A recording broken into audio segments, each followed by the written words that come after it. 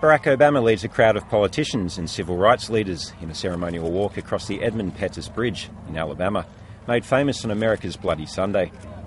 50 years ago, Martin Luther King led a similar march across the bridge in the height of the civil rights movement.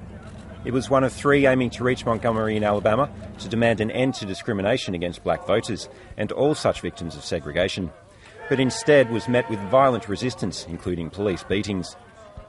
In one afternoon, 50 years ago, so much of our turbulent history, the stain of slavery and anguish of civil war, the yoke of segregation and tyranny of Jim Crow,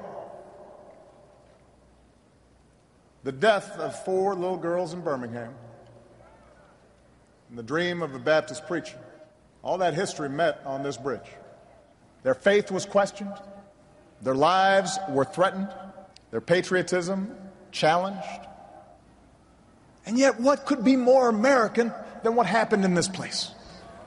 A veteran of that protest, US Representative John Lewis, also took part in the anniversary march. On that day in 1965, he was severely beaten by police and suffered a skull fracture. We were beaten, tear gassed. Some of us was left bloody right here on this bridge. 17 of us were hospitalized that day. But we never became bitter or hostile.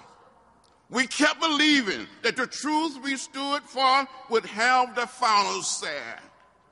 Scenes of troopers beating marchers on the bridge shocked the nation and moved leaders in Washington, who at the time were focused on the Vietnam War and other issues, to pass the Voting Rights Act 5 months later.